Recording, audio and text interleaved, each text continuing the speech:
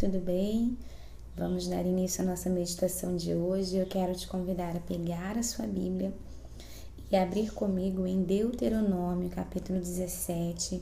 Vamos falar um pouquinho acerca da idolatria.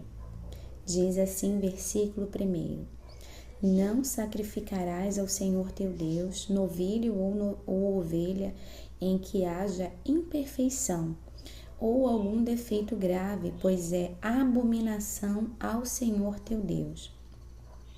Quando no meio de ti, em alguma das tuas cidades, que te dá o Senhor teu Deus, se achar algum homem ou mulher que proceda mal aos olhos do Senhor teu Deus, transgredindo a sua aliança, que vá e sirva a outros deuses e os adore, ou ao sol ou à lua, ou a todo o exército do céu, o que eu não ordenei, e te seja denunciado e o ouvires, então indagarás bem, e eis que, sendo verdade e certo que se fez tal abominação em Israel, então levarás o homem ou a mulher que fez este malefício às tuas portas e os apedrejarás até que morram.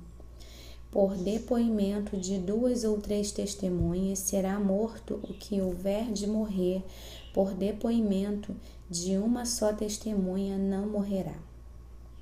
A mão das testemunhas será a primeira contra ele para matá-lo, e depois a mão de todo o povo, assim eliminarás o mal do meio de ti. Quando alguma coisa te for difícil demais em juízo, entre caso e caso de homicídio e de demanda, e de violência e violência e outras questões de litígio, então te levantarás e subirás ao lugar que o Senhor teu Deus escolher. Virás aos levitas, sacerdotes e ao juiz que houver naqueles dias, inquirirás e te anunciarão a sentença do juízo. E farás segundo o mandado da palavra que te anunciarem, do lugar que o Senhor escolher, e terás cuidado de fazer consoante tudo o que te ensinarem, segundo o mandado da lei que te ensinarem, e de acordo com o juízo que te disserem, farás da sentença que te anunciarem, não te desviarás nem para a direita nem para a esquerda. O homem, pois, que se houver soberbamente não dado ouvidos ao sacerdote, que está ali para servir ao Senhor teu Deus, nem ao juiz, esse morrerá, e eliminarás o mal de Israel, para que todo o povo o ouça, tema e jamais se ensoberbeça. Quando entrares na terra que te dá o Senhor teu Deus e a possuíres, e nela habitares e disseres, estabelecerei sobre mim um rei, como todas as nações que se acham em redor de mim.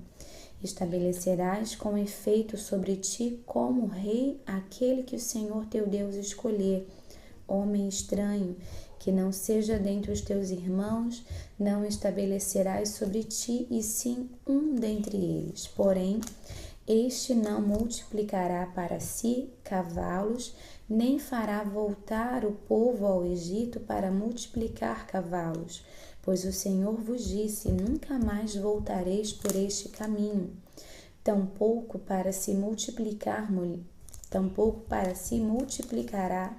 mulheres, para que o seu coração se não desvie, nem multiplicará para ti para si prata ou ouro. Também, quando se assentar no trono do seu reino, escreverá para si um translado desta lei num livro do que está diante dos levitas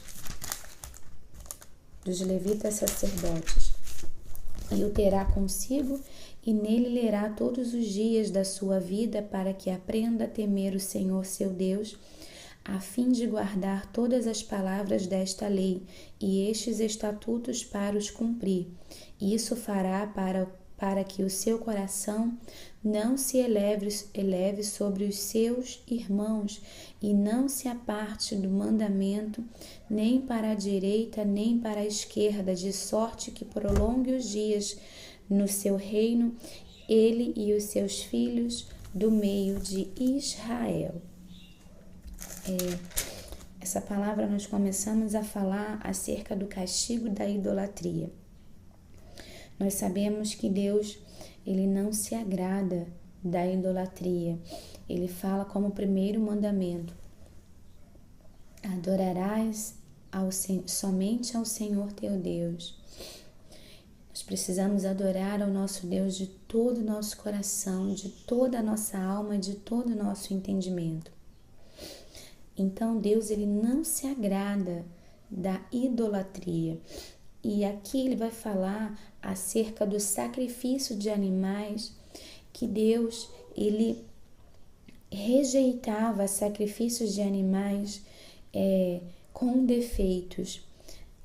O sacrifício de animais no Antigo Testamento faz alusão ao Cristo, a Jesus Cristo, que foi o sacrifício vivo dado por Deus para perdoar os meus e os seus pecados. Então, como nosso Deus, nosso Cristo, ele não tinha pecado, não tinha defeito. Então, aqui no Antigo Testamento, Deus, ele instituiu que todos os animais que fossem sacrificados deveriam ser sem defeitos. Então, aqui vai falar acerca da idolatria, o castigo da idolatria. Aqui vai falar também a respeito de julgamento de questões difíceis, que era quando tivessem alguma dificuldade em resolver questões, era para que eles fossem até os sacerdotes, até os levitas, para que ali tivessem uma autoridade, que pudessem receber uma orientação de uma autoridade eclesiástica. Aqui vai falar que essa autoridade devia ser respeitada e obedecida. A desobediência era passível de morte. A lei era rígida nesse ponto para dissuadir outros de cometer os mesmos pecados. Nós vemos aqui que no decorrer destes livros, todo aquele que cometia uma transgressão grave, que cometia um pecado grave diante de Deus, ele era eliminado do meio do povo. E aqui, nós lemos aqui, como lemos em muitos outros versículos, como no versículo 13 diz, para que todo o povo o ouça, tema e jamais se ensoberbeça.